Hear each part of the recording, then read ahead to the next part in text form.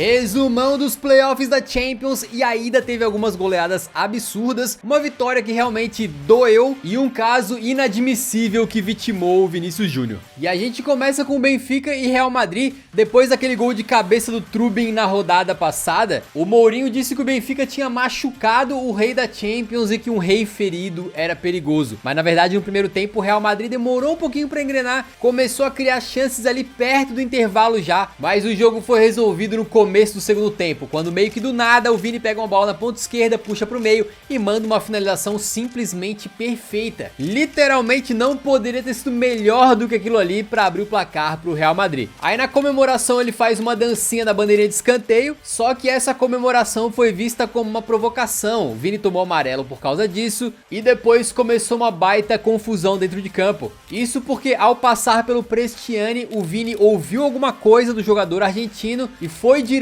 ao árbitro denunciando de que tinha sofrido racismo. O juiz então começou a operar o protocolo que tem que ser seguido nesses casos, parou o jogo e ficou um momento muito tenso e muito feio de todo mundo tentando entender o que aconteceu, mas o árbitro não podendo punir o Prestiani porque ele botou a camisa na frente da boca para evitar sofrer as consequências. Foi realmente horrível porque o Vini marcou um golaço, comemorou como é direito dele, tomou cartão por causa disso, supostamente sofreu racismo e depois foi xingado e vaiado pelo estádio inteiro a cada vez que ele tocava na bola. Então realmente um dia assim que o futebol perdeu e a humanidade perdeu também. Um jogo muito esperado por todos nós que acabou sendo vergonhoso. Acabou 1 a 0 e a partida ficou mais marcada mesmo por essa bagunça aí do que pelo futebol, e agora o Real Madrid leva a vantagem pro Bernabéu. E por falar em vantagem, o Galatasaray recebeu a Juventus e construiu uma das grandes, tá? Logo no começo, um lateral bizarro da Juve leva a uma falha do Yildiz, que perde a bola na área, o Bremer tenta tirar, mas não consegue, e o Brazuca Gabriel Sara chega chapando de canhota pra meter um belo gol e punir a velha senhora. Os caras errarem dessa maneira contra o Galatasaray em Istambul, cara, o estádio pulsando, uma pressão absurda.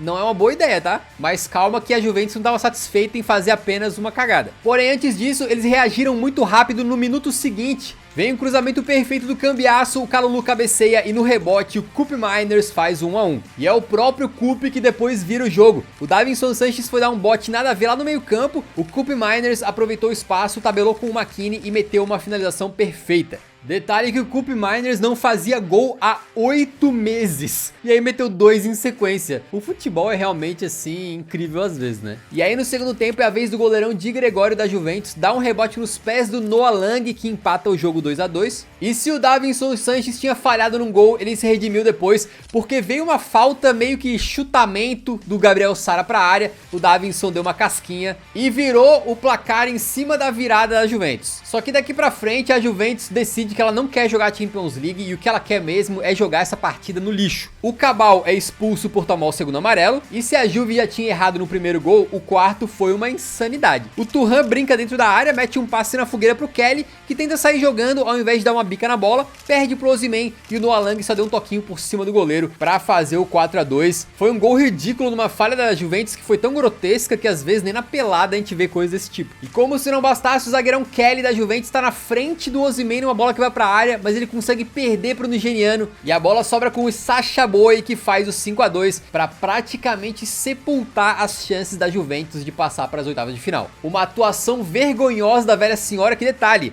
sofreu 13 gols nos últimos 4 jogos, o que é a pior marca do clube no século. Inclusive 3 gols desses que a Juventus tomou foi da Atalanta, e a Atalanta também está nos playoffs, foi enfrentar o Dortmund lá na Alemanha e tomou um gol bem no comecinho, com o Guirassy subindo mais alto que todo mundo e testando pro gol depois de um cruzamento do Ryerson. Detalhe, o Ryerson tava chegando nessa partida depois de um jogo contra o Mainz pela Bundesliga, em que ele meteu 4 assistências, cara. Então o maluco simplesmente encontrou a sua melhor versão garçom, né? Só entre nós aqui, ele tá com 14 assistências na temporada, que pelo que eu pude ver, só é um número menor que o Olise. Beleza? O Ryerson, aquele mesmo, segundo maior assistente da temporada europeia, se eu não estiver enganado. É doideira, né? Depois o Guirassy resolve dar uma de Vini Júnior, dá um tapa na frente, sai na velocidade e toca pro Bayer fazer o 2 a 0. Assim acabou o jogo, nada tá garantido, mas é uma grande vantagem do Dortmund para a partida de volta na Itália. Já o Mônaco recebeu o PSG no que é um clássico da Ligue 1, né? E não se intimidou, marcando um gol no primeiro minuto, quando o Balogun aproveita um cruzamento perfeito do Golovin. E se não fosse o Balogun Balogun, depois no segundo pau tinha o Akliush livre também, então foi uma falha bizonha da defesa do Paris. Mas não ficou por aí, logo depois o Balogun tabelou e saiu sozinho contra o Marquinhos, fazendo o segundo ainda no primeiro tempo. O atual campeão da Champions, o poderoso PSG, estava sendo esbagaçado nos playoffs no começo do jogo. Será que eles cairiam? Acho que não, né? Porque o Mônaco contratou o Wout Faes, aquele zagueiro do Leicester, lembra? Que tem uma cabeleira parecida com o Davi Luiz e que sinceramente tem uma qualidade bem contestável. Ele perde a bola na defesa, faz pênalti no Kvara, só que aí na cobrança o especialista Vitinha perdeu. Bem demais o goleirão Con, que pulou pra essa bola com muita confiança.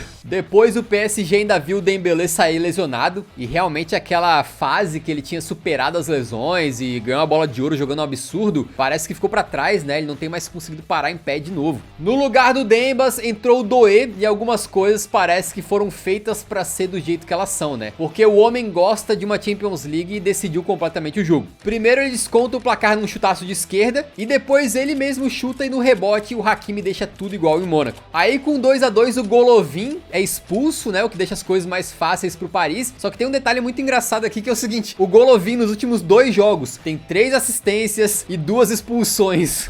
Belo retrospecto do camarada, hein? Aí o PSG aproveitou a vantagem numérica, pressionou e virou com mais um gol de canhota do Doué. O jogo teve um começo dos sonhos pro Mônaco e um final de pesadelo. E com certeza eles vão pra Paris no segundo jogo tentando não tomar um sacode. Falando em sacode, o Newcastle foi visitar o Qarabag e, cara, o time da casa tomou uma baga. O Anthony Gordon abriu o placar no comecinho, o Thiaw ampliou de cabeça e aí tchau pro Qarabagão. Porque o Gordon meio que assim resolveu virar o CR7 no auge, né? Dobletou de pênalti. Aí fez o seu hat-trick num baita gol ali usando da sua velocidade. E ainda meteu o quarto gol, o seu poker, né? De novo de pênalti. E tudo isso no primeiro tempo, tá? É verdade que o Mbappé continua artilheiro isoladaço da Champions. Só que o Gordon deu uma espichada, ultrapassou o Kane e agora tá na vice-artilharia, beleza? O Kafarguliev ainda deixou o gol de honra, mas o Murphy fechou o 6-1 num golaço que garante o Newcastle nas oitavas, né? A não ser que, pô, o Qarabag vá lá pra Inglaterra e meta 7-0 no Newcastle. Não vai acontecer, né? Talvez é até jogo pro Newcastle botar os reservas na volta, botar uns guri da base pra brincar.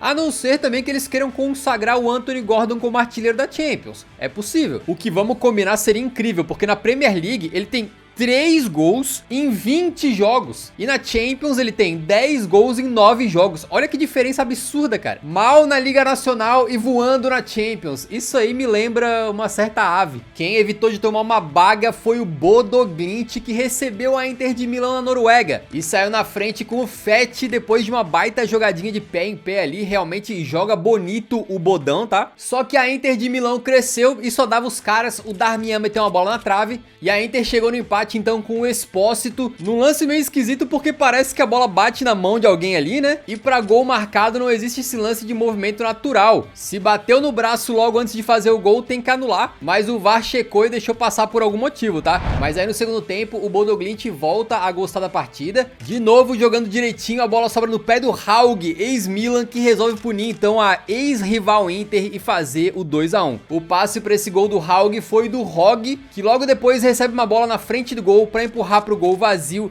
e meteu um impressionante 3-1 em cima da Inter. Seja na Europa League ou na Champions, o Bodo Glimt tá sempre dando trabalho, né? Os caras vão muito bem aí. Inclusive nessa temporada já ganharam da Inter, do Atlético e do Manchester City. E tanto o Haug quanto o Hogg estão bastante bem. Não me surpreenderia se algum time das principais ligas for buscar os caras na próxima janela. A Inter tem toda a chance de virar no jogo de volta, mas vai ter que suar sangue, hein? Já no confronto entre Olympiacos e Leverkusen, até saiu o gol do El Kaabi, mas dessa vez não foi de bicicleta, nem de vôlei, nem nada, tá? E foi com assistência do Rodinei, porém o Taremi tava na frente, impedido, atrapalhou tudo e o gol foi anulado. E é aí que o artilheirão do time rival começa a dar as caras. O Patrick Schick num contra-ataque bota a bola na frente de forma inteligente, bate de canhota no cantinho e faz 1-0. E depois de um escanteio cobrado pelo Grimaldo, o Schick cabeceia pra fazer o segundo. Acabou assim e Leverkusen obviamente favoritaço pra confirmar a classificação lá na Alemanha. Alemanha. Bom momento do Leverkusen, que consertou a defesa e vem já de alguns bons jogos sem perder. E inclusive um dado bem maluco, mas acredite se quiser, essa foi a primeira vitória fora de casa do Leverkusen na história dos mata-matas de Champions. E vale lembrar que eles têm história na competição, tá? O Leverkusen foi finalista em 2002, mas sem vencer nenhuma fora de casa em mata-mata.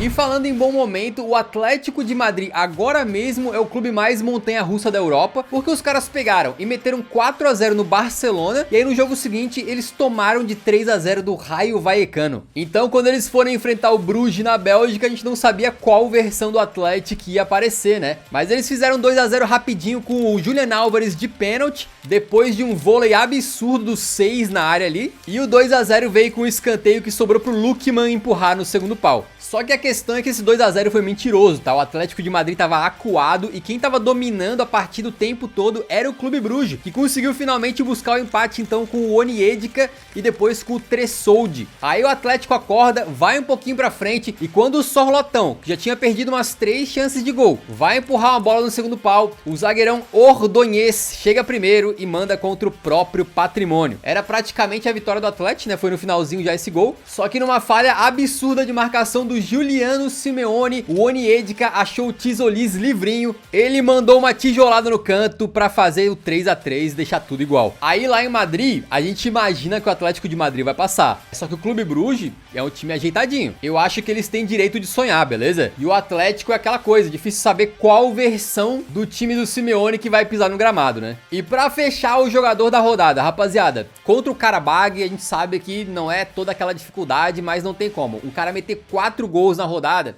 tem que ser ele. Anthony Gordon, que eu tanto já critiquei, tá calando a boca de muitos aí, né?